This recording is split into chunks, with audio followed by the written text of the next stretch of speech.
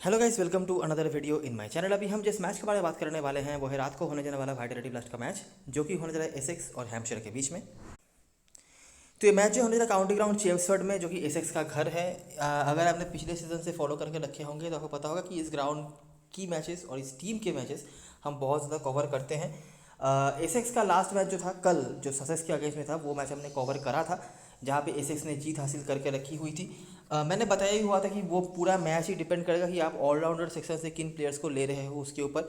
और वही चीज़ हुआ भी। अगर आपने ड्रीम 11 पे खेला होगा तो आपके लिए इजी विन रहा होगा, लेकिन बाकी साइड्स में जहाँ पे रेस्ट्रिक्शंस हैं मुझे लगता है वहाँ पे आपके लिए अच्छे रिजल्ट नहीं गए होंगे। हैम्पशायर का भी लास्ट मैच हमने कवर करा था, जो कि सरे के अगेंस्ट में था, जो उन्होंने अपने घर पे खेला था, जहाँ पे उनको हारना भी पड़ा था।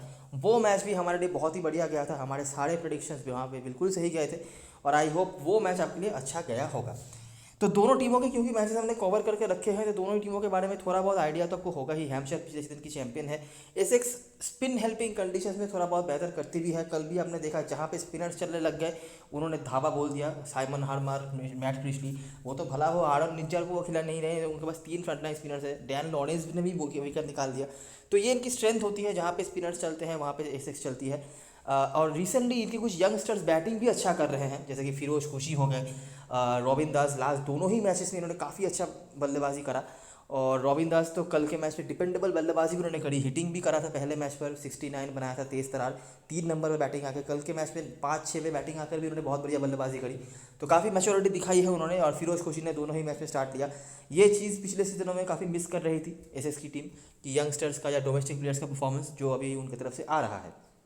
डिस्पाइट बड़े प्लेयर्स उतना नहीं चले थे, लेकिन फिर भी काम उनका बैटिंग से भी हो गया, और बॉलिंग तो स्पिनर्स थे ही। तो अभी देखते हैं कि इस मैच में क्या क्या चीज़ें हैं, और इस ग्राउंड के बारे में क्या क्या चीज़ें हैं जो हम बता सकते हैं। कुछ चीज़ें बदली हैं इस ग्राउंड के बारे में पिछले 1-2 सीजनों में, उसके बारे में भी हम बातें करेंगे। तो स्टार्ट करते हैं इस मैच की एनालिसिस। वेदर क्लियर है काउंटी ग्राउंड चेम्सफोर्ड, जो कि एसएस का घर है। आखिरी 5 मैचों की बात करें तो हैम्पशायर यहाँ पर आपको 3-2 से आगे होते हुए दिख जाएगी। पिछले सीजन में एसेक्स ने 7 में से 6 मैचेस यहाँ पर जीते थे और सिर्फ एक हार। उसके पहले उतना अच्छा रिकॉर्ड इनका नहीं था इस ग्राउंड पे, लेकिन पिछले सीजन में उन्होंने काफ़ी कमबैक करा।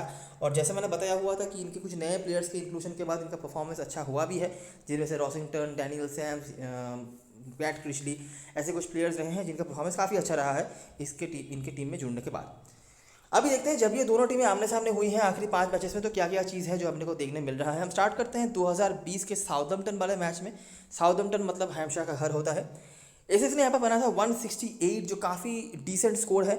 अभी देखो, ये वेस्ली के काफ़ी रिकॉर्ड्स आपको देखने मिल जाएंगे, लेकिन वेस्ली अभी बैटिंग आ रहे हैं बहुत नीचे। मतलब बोलरों के पहले वो बस आ रहे हैं, तो कोई फ़ायदा नहीं होगा उनके कुछ रिकॉर्ड्स को देखने का। अगर वो 3-4 पे आते तो भी शायद कुछ बात बन जाती, लेकिन इतने नीचे बैटिंग करने भेजोगे तो क्या ही कर लेगा कोई बंदा। लेकिन डैन लॉरेंस इनको सही से यूज़ किया जा रहा है, इनके रिकॉर्ड्स हैं। बाकी वुड और क्रेन, हैम्पशायर का यहाँ पे हो गया बैटिंग कोलैप्स, रन भी नहीं बना पाए, पूरा ओवर भी खेल लिया। आर निज्जर के काफ़ी अच्छे रिकॉर्ड्स हैं, इस फिक्सचर में भी आपको दिख जाएंगे आगे, लेकिन वो अवेलेबल नहीं है। बाकी वाल्टर, हार्मर, सैम कुक, सबके एक एक करके विकेट्स रहे हैं, और एसेक्स ने काफ़ी अच्छी तरीके से यहाँ पे जीत हासिल कर लिया, डिस्पाइट उन्होंने बहुत बड़ा टोटल तो नहीं बनाया था।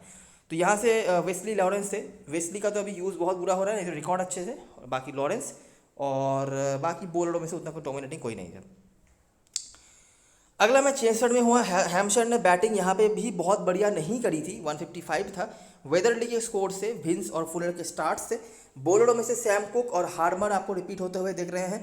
इस बार एसेक्स निपट गई चेस करते हुए 142 पर। फिर से वेस्ली का परफॉर्मेंस आया, और वेस्ली जनरली इस ग्राउंड पे अच्छा करते भी हैं। अभी पता नहीं कि किस तरीके से उनको फिर से टीम प्रमोट वगैरह करेगी या नहीं, लेकिन रिकॉर्ड्स उनके अच्छे आपको देखने मिल जाएंगे। बॉलरों में से वुड, क्रेन, ऊपर भी नाम था इनका, नोटिस किया होगा आपने, ठीक है, एक एक करके विकेट। यहाँ पे भी आपको क्रेन के 2 और वुड का 1 और डॉसन का 1 आपको विकेट दिख रहा है। और यहाँ पे भी एक लो स्कोरिंग एनकाउंटर हुआ, जहाँ पर हैम्पशायर ने इस बार जीत हासिल कर लिया। अगला मैच साउथम्पटन में हुआ। यहाँ पर हैम्पशायर ने बना था 171, डिसेंट स्कोर है, मतलब डोमिनेटिंग कुछ नहीं, लेकिन अच्छा स्कोर है। सैम कुक और हार्मर, यहाँ पे भी इनका नाम आया है। बाकी निज्जार के नाम से मैंने बताया आपको ऊपर भी, लेकिन वो अवेलेबल नहीं है। इस बार भी चेस करने वाली टीम निपट गई। इस बार भी वेस्ली का स्कोर आया, लॉरेंस का स्कोर आया, 153 रन बनाया एसेक्स ने। फिर से 2 नाम जो रिपीट हो रहे हैं, वुड और क्रेन। बाकी डॉसन के भी यहाँ पर विकेट रहे हैं, एक ही सही। तो अभी तक जो प्लेयर्स अपने को रिपीट होते देख रहे हैं, बॉलरों में से 4 नाम हमें मिले हैं। हार्मर, कुक एक तरफ से, वुड और क्रेन एक तरफ से, और वेस्ली का नाम तीनों ही मैच में आया है।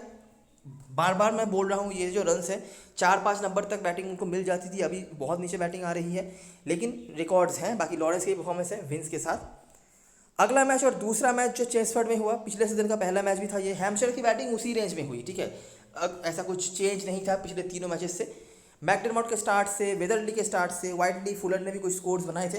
बॉलरों में से हार्मर और कुक लगातार 4 मैचेस में कंसिस्टेंटली विकेट्स हैं, ठीक है। बाकी निज्जर, क्रिशली के भी विकेट्स हैं। निज्जर के भी रिकॉर्ड्स अच्छे हैं, उतना भी अच्छा नहीं लेकिन अच्छे हैं। बाकी इन सबके परफॉर्मेंसेस रहे हैं। एसेक्स ने इस बार थोड़ा बोला कि अभी स्क्रिप्ट में थोड़ा चेंज होने का है, और उनके जो नए प्लेयर्स थे, पुराने जो प्लेयर्स थे उनके, वो जब तक खेल रहे थे मामला तो वही चल रहा था, ठीक है, लो स्कोरिंग, मिड रेंज का स्कोर। लेकिन नए प्लेयर्स ने आके यहाँ पे कुछ अलग कर दिया। पेपर नए प्लेयर तो नहीं थे, लेकिन उनको पहले उतना मौका नहीं मिलता था, लेकिन क्रिशली नए प्लेयर थे, उन्होंने यहाँ पे स्क्रिप्ट चेंज कर दिया और बहुत ही हाई स्कोरिंग एनकाउंटर कर दिया। यहाँ पे 13-14 ओवर में 152 को भी हैम्पशायर जैसे बॉलिंग के अगेंस्ट में जो चैंपियन टीम रही है पिछले सीजन में, बहुत बड़ी बात होती है। लास्ट मैच जो हुआ, इस बार फिर से वही पे स्क्रिप्ट हमारा आ गया वापसी। हैम्पशायर का तो वही कंसिस्टेंट चल रहा है 155, और साउथहैम्पटन में मैच हुआ तो विंस के भी स्कोर आ गए, प्रेस वेदरली का भी स्कोर है, वेदरली के थोड़े बहुत रन है इस फिक्चर में, और एल्बर्ट। बाकी बॉलरों में से क्रिशली 2 मैच 5 विकेट, ठीक है, बॉलिंग फर्स्ट कराते हुए उन्होंने परफॉर्म करा। लेकिन एसेक्स को इस बार निपटा दिया 123 रन पे। यहाँ पे भी वुड और क्रेन, वो एक मैच वुड और क्रेन फेल हुए होंगे, लेकिन उसके बाद फिर से वुड क्रेन वापसी कर गए, और फुलर के यहाँ पे परफॉर्मेंसेस से, फुलर ने यहाँ पे भी 24 रन की पारी खेली थी, बॉलिंग से कुछ नहीं, और यहाँ पे 4 विकेट्स, ठीक है। तो ये चीज़ रही है एज ए बैटिंग साइड। अगर हम एक इनिंग्स, 10 इनिंग्स है, 5 मैचेस टोटल 10 इनिंग्स, उनमें से एक इनिंग्स रहा है जहाँ पर आपको कहेंगे कि नहीं बैटिंग बहुत बढ़िया हुआ, जो ये वाला मैच था चेम्सफोर्ड का लास्ट मैच। इसके अलावा 170 भी बहुत ज़्यादा है, 150 से 60 के बीच में मामला रह रहा है ये फिक्सचर में, और ये फिक्सचर अपने को बहुत ज़्यादा रन नहीं दिखा रहा, ठीक है। कुछ नाम अपने को कंसिस्टेंट मिले हैं, इनमें से ज़्यादा वो बॉलर्स के ही नाम हैं। वेस्ली का जब से बैटिंग ऑर्डर चेंज हुआ उनके परफॉर्मेंस नहीं आए हैं लास्ट 2 मैचेस में, लेकिन उसके पहले लगातार 3 मैचेस में उनके रन थे। बाकी हार्मर, कुक, वुड, क्रेन और अभी रिसेंट टाइम्स में क्रिशली के परफॉर्मेंसेस अपने को देखने मिले हैं। अभी अगर हम समराइज़ करें कि भैया चेम्सफोर्ड में कैसे कैसे मैचेस गए हैं, तो आपको नोटिस करने क्या मिलेगा। चेम्सफोर्ड का पहला मैच देखो, विंस के स्टार्ट से, वेदरली के स्टार्ट्स, फुलर के स्टार्ट्स, कोई भी बड़ा स्कोर नहीं खड़ा कर पाए, 155। कुक और हार्बर जो ऑलरेडी आपकी टीम में आ गए होंगे, एसेस को 142 पर निपटा दिया। वेस्ली जिनका अभी रोल बदलने के बाद इंपॉर्टेंस खत्म हो चुका है या कम हो चुका है, व्हील, क्रेन, वुड, डॉसन के परफॉर्मेंसेस थे। Low scoring encounter, total 16 wickets गिरे, और 156 को भी चेस नहीं, 155 को भी चेस नहीं कर पाई एसेस की टीम। अगला मैच जो चेम्सफोर्ड में हुआ, यहाँ पे भी हैम्पशायर ने उसी रेंज में स्कोर बना था, वहाँ पर 155, इस बार रन थोड़ा और कम हो गया, 150। इस बार भी कोई खास नहीं, लेकिन वेदरली आपको दिख रहा होगा कि दोनों ही मैच में रन बनाए थे उन्होंने फुलर के साथ। कुक, हार्मर यहाँ पे भी थे, क्रिशली यहाँ पर ऐड हो गए 1 विकेट के साथ, और बैटिंग से भी धमाका मचाया उन्होंने। बाकी एलिस और व्हील ने परफॉर्म करा था, और एसेक्स ने यहाँ पे बहुत बढ़िया बल्लेबाजी करी, जो इस फिक्सचर का बेस्ट बैटिंग परफॉर्मेंस है। और यही 2 मैचेस हैं, बाकी तो 3 मैचेस साउथहैम्पटन के हैं, तो उसको हम बात नहीं करते। तो रिपीट कौन हो रहे हैं? कुक, हार्मर, वेदरली, फुलर, ये 4 मैच, 4 प्लेयर्स अपने को रिपीट होते हुए दिखे हैं। साउथहैम्पटन के परफॉर्मेंस अलग हैं। विंस जो फिलहाल के लिए परसेंटेज कैप्टन है, अगर आप उनके परफॉर्मेंस को नोटिस करेंगे तो यहाँ पे उनका रन नहीं था, और यहाँ पे उन्होंने बनाया था 23 रन चेम्सफोर्ड में। बाकी कुछ रन उन्होंने साउथहैम्पटन में भले बनाए होंगे, लेकिन इस ग्राउंड पे उनका उतना अच्छा परफॉर्मेंस नहीं है, ठीक है। तो ये हो गई हेड टू हेड की बातें।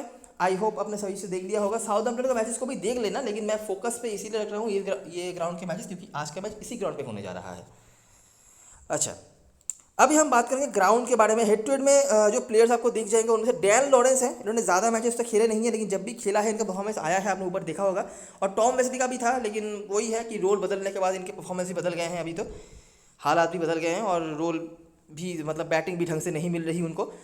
और बॉलिंग पे क्रिस वुड आपने देखा, बाकी मेसन क्रेन के भी हैं थोड़े बहुत, और क्रिस वुड, और ऊपर से हार्मर और कुक का भी आपने देख लिया, जो नाम हमने ऑलरेडी बता के रखे हुए वही प्लेयर्स यहाँ पे हैं। अभी हम बात करेंगे ग्राउंड के बारे में, ठीक है, और देखते हैं कि इस ग्राउंड पे क्या क्या हो रहा है। मैं आपको पहले बता दूं, जैसा कि आपने ऊपर भी देखा, ठीक है, कि 2 मैचेस हैं, 2 मैचेस के 4 इनिंग्स में से 3 इनिंग्स में रन्स कम बने। 156 हाईएस्ट स्कोर था, जो कि पहले मैच में चेज हुआ भी नहीं, लेकिन दूसरे मैच में 150 के टारगेट को बहुत ईजिली चेज करा गया। यही चेम्सफोर्ड की कहानी भी है। काफ़ी सारे ग्राउंड्स की तरह पिछले 1-2 सीजन में चेम्सफोर्ड के ग्राउंड में भी चेंजेस हुए हैं। पहले ये एसेक्स का गढ़ हुआ करता था, अभी भी गढ़ ही है, लेकिन पहले यहाँ पर स्पिनर्स बहुत डोमिनेट करते थे। और इस एसेक्स के बाद जो 3 स्पिनर्स होते थे, हार्मर, लॉरेंस, निचार, ये यहाँ पर डोमिनेट करते थे। जिनके पास स्पिनर्स होते हो या जिनके पास स्पिन खेलने वाले अच्छे होते हो, वो यहाँ पर अच्छा कर भी देते थे। इसके अलावा कोई यहाँ पर उतना अच्छा नहीं कर पाते थे। और दूसरी बात, ये ग्राउंड बहुत हाई स्कोरिंग नहीं होता था, ठीक है। ऊपर जो आपने पहला वाला हेड टू हेड देखा था कि 155 चेज नहीं हुआ, वैसा ही यहाँ पे मामला रहता था। 160 170 विनेबल टोटल था, लेकिन पिछले सीजन से थोड़ी सी चीज़ें बदली हैं और 190 180 इवन 200 रन भी यहाँ पे बने हैं जो पहले नहीं बनते थे, ठीक है। मैं दिखा देता हूँ क्या हो रहा है। देखो, पहला मैच 244, ये जो लास्ट हेड टू हेड हमने बात किया था कल के मैच में भी सक्सेस किया गया इसमें। रॉसिंगटन है कुछ स्टार्ट्स, क्रिशली जो ऑटोमेटिकली बहुत इंपॉर्टेंट है और हेड टू हेड में भी इंपॉर्टेंस इनका आया है। खुशी के कुछ स्टार्ट्स हैं, पेपर, सैम्स, पेसर्स का भी देखो अपर हैंड है। दूसरे इनिंग्स पे हालांकि क्रिशली, हार्मर, निचार सभी स्पिनर्स को विकेट मिला, लेकिन रन कितने बने देखो, 233 रन, 244 रन, मतलब 2020-21 तक तो इतने रन कोई उम्मीद भी नहीं रख सकता था इस ग्राउंड पे। अभी इतने रन बन रहे हैं, ठीक है। स्पिनर्स के हैं, अगर आपके पास स्पिनर्स हैं तो विकेट वो निकाल लेंगे एनीवेज, लेकिन रन भी बहुत बने। अगला मैच 188, फिर से पेपर के स्कोर्स हैं जो कि अवेलेबल मतलब स्क्वाड में है, खिलाया नहीं जा रहा। वाटर के रन है, पेसर्स का अपर हैंड यहाँ पे भी था और सोमरसेट ने उस रन को 3 ओवर हाथ में रख के, 2.5 ओवर हाथ में रख के चेस कर लिया, सिर्फ 2 विकेट खो के। तो समझ लो 188 यहाँ पर मतलब पानी के भाव में रन बन रहे हैं यहाँ पे 2 मैचेस में। उसके बाद यहाँ पे 198 फिर से पेपर, खुशी का स्टार्ट है। खुशी के कुछ स्टार्स आपको मोस्ट ऑफ द टाइम देखने मिल जाते हैं, अभी तो वो स्टार्ट्स को रन इनिंग से बदल रहे हैं, लेकिन पहले भी यही करते थे वो, 20-30 रन का स्कोर बनाते थे। वाल्टर के कुछ परफॉर्मेंसेस हैं, हार्मर का रन है, वाल्टर का आपको स्कोर यहाँ पर देखने मिल रहा होगा, यहाँ पे 58 था, यहाँ पे कुछ नहीं था, यहाँ पे भी उन्होंने 49 का स्कोर बनाया था। पेसर्स का अपर हैंड, सारे चेस नहीं कर पाई, हार्मर, बियर्ड, लॉरेंस, कुक सबके यहाँ पे परफॉर्मेंसेस थे। और जब यहाँ पे लो स्कोरिंग इनकाउंटर होता था ना, तब लॉरेंस की भी परफॉर्मेंस बहुत अच्छी रहती थी इस ग्राउंड पे, कुछ रन जो बना देते थे 20-25 करके, और उनकी बॉलिंग बहुत काम पे आती थी। अभी तो चलो चीज़ें बदल गई हैं, इसके आप देख सकते हैं। अगला मैच आ जाओ, और रन आपको देखने मिल जाएगा 254। वाल्टर यहाँ पे भी फिर से चले, रॉसिंगटन हिट और मिस हैं, जब चलते हैं, जब नहीं तो नहीं। लॉरेंस के यहाँ परफॉर्मेंस आए हैं, बाकी रॉबिन दास के कुछ स्कोर्स थे, डैनियल सैम्स के स्कोर्स थे, पेसर्स का अपर हैंड। दूसरे इनिंग्स पर सैम्स ने विकेट्स भी निकाले हार्मर के साथ, बाकी कुछ खास ऐसे नहीं, और यहाँ पे भी बहुत रन बन गया। लास्ट मैच जो हुआ था वहाँ पे भी अपने को बहुत रन बनते हुए दिख रहे हैं, 195। फिर से वाल्टर देखो, बैटिंग से नहीं तो बॉलिंग से ही कर दिया काम। सैम्स, हार्मर, क्रिशली, रॉबिन दास और फिरोज खुशी का उसी रेंज में स्कोर है, ठीक है, 20-30 के भीतर। और टॉम वेस्ली को अगर बैटिंग मिला तो उन्होंने थोड़ा बहुत परफॉर्मेंस किया, लेकिन ऐसा कुछ खास नहीं। और रॉबिन दास की परफॉर्मेंस है, और पेसर्स के साथ स्पिनर से कुछ विकेट। तो आप जैसे कि आप देख सकते हो कि यहाँ पे अभी तो बॉलर्स का वैसा कुछ है नहीं, तो जनरली आपको बैटिंग हैवी टीम ही बनानी होती है, ठीक है। बैटिंग फर्स्ट हो, बैटिंग सेकंड हो, पानी के भाव में रन बन रहा है यहाँ पे। भाई साहब इतने रन कहाँ पे बनते हैं, देखो 19 ओवर में जाके 196 बन गया, इधर भी 254, 185, यहाँ पे भी 198। ये एक ही स्कोर था सरे का जो कम था, बाकी तो बहुत रन बन रहे हैं यहाँ पे। 188 जो भी चेस हो गया, 244 जो भी चेस होते होते रह गया, तो यहाँ पे बहुत रन बन रहे हैं रिसेंट टाइम्स में। और आपका टीम भी जो होना चाहिए वो बैटिंग हैवी ही होना चाहिए, कोशिश करना टॉप ऑर्डर के कुछ मोस्ट बैट्समैनों को आप लेके चलो। और कुछ जो स्पिन ऑलराउंडर्स जो होंगे वैसे फ्रंट लाइन स्पिनर्स को लेके मत चलो, जो स्पिनर ऑलराउंडर्स होंगे उनको आप लेके चल सकते हो, जैसे हार्मर, क्रिशली ऐसे हो गए। बाकी मुझे लगता नहीं कि यहाँ पर स्पिनर्स के लिए बहुत ज़्यादा कुछ आपको ऐसा कोई हेल्प देखने मिलेगा। अभी अगर अचानक से पिच वगैरह बदल दी जाती है या अलग स्ट्राइक यूज़ होती है तो अलग बात है, नहीं तो रीसेंट टाइम से तो यही हो रहा है। ये बात मैं शायद 2 सीज़न पहले नहीं बताता इस ग्राउंड पे, लेकिन अभी ये चीज़ें बदल चुकी हैं, तो अपने को भी बदलना पड़ेगा। तो ये सारी चीज़ें जो ग्राउंड से बताने लायक था, ठीक है। हेड टू हेड की चीज़ें हमने पहले डिस्कस कर ली है। आई होप आपने सब कुछ सही से समझ दिया होगा। हेड टू हेड में हमने ज़्यादा रन बनते हुए नहीं देखा है।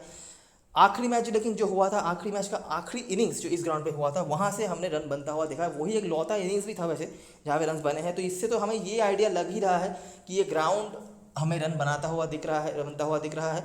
तो हमारा टीम जो होगा थोड़ा बैटिंग हैवी होगा। कैप्टन वाइस कैप्टन भले ही आप सेफ चले जाओ, लेकिन टीम जो है थोड़ा बैटिंग हैवी आपको बनाना होगा। प्लेइंग 11 की बात करें तो एसएस की तरफ से रॉसिंगटन, फिरोज खुशी यहाँ पे ओपनिंग कर रहे हैं। फिरोज खुशी ने दोनों ही मैच में स्टार्ट लिया और अच्छी वाली खेली। उसके बाद डैन लॉरेंस, क्रिशली, रॉबिन दास, पॉल वाल्टर, डैनियल सैम्स, और उसके बाद आ रहे हैं टॉम वेस्ली। इतने नीचे बैटिंग उनको मिल रहा है तो कोई इंपॉर्टेंस नहीं रह गया उनका। साइमन, हार्मर, कुक, स्नेटर, इनमें से जो प्लेयर्स हमारे लिए बहुत इंपॉर्टेंट होंगे।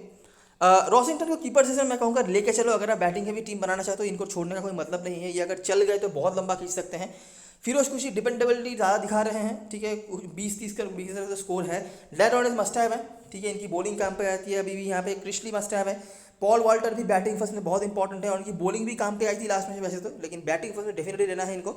डैनियल सैम्स, ये 4-5 प्लेयर को नहीं छोड़ना है और यहाँ पर हार्मर, ये 6 प्लेयर्स को अपने को छोड़ना नहीं है। उसके बाद यहाँ पर फिरोज खुशी का ऑप्शन है, रॉबिन दास का ऑप्शन है, आप वो मैनेज कर सकते हो अपने टीम में। सैम कुक अगर बॉलिंग फर्स्ट कराना है दे सकते हो आप, ठीक है। ये 2-3 ऑप्शंस होंगे जिनको आप अपने टीम में ले सकते हो। बाकी हमारे कोर को जो प्लेयर्स बनाएंगे वो है लॉरेंस, क्रिशली, वाल्टर, डैनियल सैम्स, ठीक है, और शायद हार्मर भी। ये 4-5 प्लेयर्स हमारे कोर को बनाएंगे। बाकी रॉसिंगटन ऐड करा जा सकता है, सैम कुक ऐड करा जा सकता है, फिरोज खुशी, रॉबिन दास में से अपन देख सकते हैं। बेंच पे माइकल पेपर भी होंगे जिनको भी खेलने का मौका मेरे को लग तो नहीं रहा मिलेगा। अभी इन रॉबिन दास और खुशी ने परफॉर्म क्योंकि कर रखा है, अगर मिलता तो इंपॉर्टेंट हो सकते थे। हैम्पशायर की तरफ से बात करें तो देखो उनका बैटिंग तो अभी तक इस फिक्चर में कुछ खास अच्छा हुआ नहीं है। अभी देखना ये पड़ेगा कि इस कंडीशन में आके उनके भी बैट्समैनों का परफॉर्मेंस आगे बढ़ता है या नहीं। और क्योंकि रिकॉर्ड्स कुछ खास अच्छे नहीं हैं तो हम उस तरीके से किसी का भी नाम बता नहीं सकते। वेदरली के अलावा, वेदरली के रिकॉर्ड्स अच्छे हैं और शायद हम जेम्स फुलर को भी देख सकते हैं। अगर यहाँ पर हम बॉलिंग हैवी टीम बनाते तो वुड और क्रेन दोनों हमारे लिए बहुत इंपॉर्टेंट होते, लेकिन अगर आपको फिर भी दोनों में से एक को लेना है, मैं कहूँगा क्रेन को लेके चलो, लेग स्पिनर है तो इनको फ़ायदा मिल सकता है। बाकी मेरा किसी पे भी कुछ खास प्रायोरिटी नहीं है। विंस इस ग्राउंड पे तो कुछ खास रिकॉर्ड नहीं है। मैकडरमॉट आप देख सकते हो, ये कंडीशन उनको पसंद आ सकता है, लेकिन मेरा कोई खास प्रेफरेंस किसी पे भी नहीं होगा, मैं पहले ही बता रहा हूँ। ये 3 के अलावा मतलब वेदरली, फुलर और क्रेन शायद एक बार के लिए, ये तीनों के अलावा मेरा खास प्रेफरेंस किसी पे भी नहीं होगा। आप किसी को भी परसेंटेज देख के ऐसे ले सकते हो, मेरा कुछ खास वो नहीं है, ठीक है, क्योंकि रिकॉर्ड देखो किसी के भी नहीं है। जब वो खेलते थे तब कंडीशन अलग थे, अभी कंडीशन बदल चुके हैं। बदलने के बाद तो वो जो खेले हैं वहाँ भी उनकी बैटिंग कुछ खास अच्छी हुई नहीं है।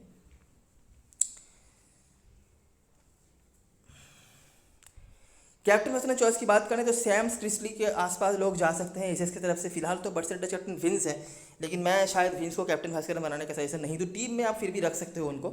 उसके बाद हार्मर, लॉरेंस, इनमें से मेरे लिए सबसे इंपॉर्टेंट हो कि लॉरेंस और क्रिशली, उसके बाद डैनियल सैम्स। डैनियल हिट और मिस है, लेकिन हाँ कंसिस्टेंट पॉइंट्स तो फिर एनीवेज हैं, लेकिन कैप्टनसी के लिए शायद मैं सजेस्ट ना करूँ।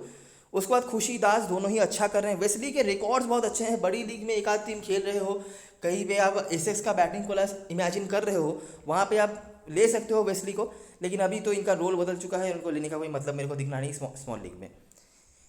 हैम्पशायर की तरफ से विंस और एलिस के परसेंटेजेस हाई हैं। एलिस इनकंसिस्टेंट हैं, लेकिन इनको बंचेस में विकेट लेना आता है, इसीलिए स्मॉल लीग में हमेशा लेना पड़ता है इनको, लेकिन इनकंसिस्टेंट है, ठीक है। विंस मेरे हिसाब से तो कैप्टन ऑप्शन सही नहीं होंगे इस मैच में। रिस्क में डॉसन और मैकडरमॉट है। मैकडरमॉट को आप ले सकते हो, डॉसन शायद मेरे टीम में आपको नहीं दिखे।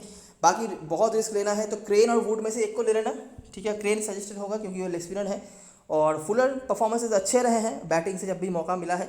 बाकी हैम्पशायर एज ए टीम तो उतना अच्छा नहीं कर पाई है इस ग्राउंड पे, तो इसीलिए ज़्यादा कुछ ऑप्शंस हमारे पास क्रिस्टल क्लियर ऑप्शंस नहीं है। ये टीम मुझे लगता है काफ़ी अच्छा कर सकती है अगर एसेक्स पहले बैटिंग करती है तो। अभी ऑब्वियसली जहाँ पे रेस्ट्रिक्शंस है वहाँ पे तो आप ऐसा टीम कतई नहीं बना सकते, वहाँ पे कीपरों में से किसी एक को ही लेना, ठीक है, और बॉलर एक्स्ट्रा ले लेना। लेकिन जहाँ पे रेस्ट्रिक्शंस नहीं है वहाँ पे आप ऐसे स्ट्रक्चर बना सकते हो। जहाँ पे रेस्ट्रिक्शंस होंगे वहाँ पे सैम कुक को भी आप ले सकते हो। सैम कुक के रिकॉर्ड्स अच्छे हैं, आपने देखा। ऑलराउंडर में से सैम्स और क्रिशली ये दोनों को छोड़ना नहीं, ठीक है। पॉल वाल्टर बैटिंग फर्स्ट में, इवन आप एनीवेज इनको ले सकते हो क्योंकि इनकी बॉलिंग काम पे आई थी लास्ट मैच में और बैटिंग फर्स्ट में रिकॉर्ड आपने देख ही लिए।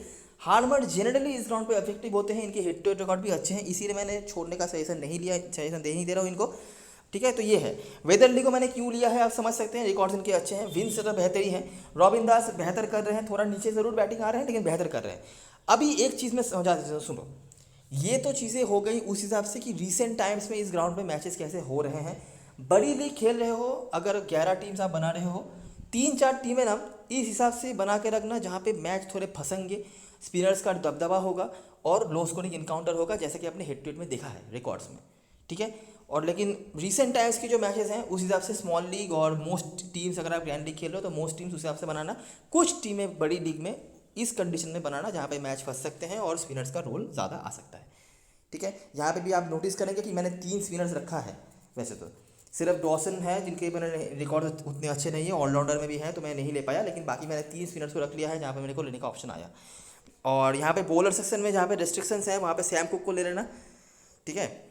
और तो मुझे यहाँ पर कुछ खास दिख नहीं रहा। ऑलराउंडर सेक्शन में फुलर भी दे लेना एक ऑप्शन है, अगर हैम्पशायर बैटिंग फर्स्ट करवा रही है, इनकी तरफ आप देख सकते हो। बैटिंग सेक्शन से जनता, पूरी जनता जा रही है विंस के ऊपर 97% सिलेक्शन के साथ, लेकिन उनको ड्रॉप करने का बहुत बड़ा रिस्क लिया है मैंने, लेकिन उसका रीज़न भी आपको पता होना चाहिए अब तक, और मुझे कुछ खास नहीं है। वेस्ली के रिकॉर्ड्स अच्छे हैं, लेकिन इतने नीचे बैटिंग कर रहे हैं तो कोई मतलब नहीं बनता इनको लेने का। और कीपर से मैंने दोनों को ही ले रखा है, आप चाहो तो किसी एक के जगह पे बॉलर एक्स्ट्रा या ऑलराउंडर एक्स्ट्रा ले सकते हो। कैप्टन वैसे चॉइस की बात करें तो क्रिस्टली, हैम्स, ये दोनों मेरे लिए बहुत ही डिसेंट ऑप्शन है, लेकिन मैं शायद आपको सजेस्ट करूँ कि लॉरेंस के साथ भी आप जा सकते हो। लॉरेंस इस ग्राउंड पे अच्छा करते हैं, इनकी बॉलिंग भी काम पे आती है। और अगर बहुत ज़्यादा रिस्क लेना है तो बैटिंग फर्स्ट में आप पॉल वाल्टर के साथ जा सकते हो। एनीवेज उनको टीम में तो आप रख ही सकते हो।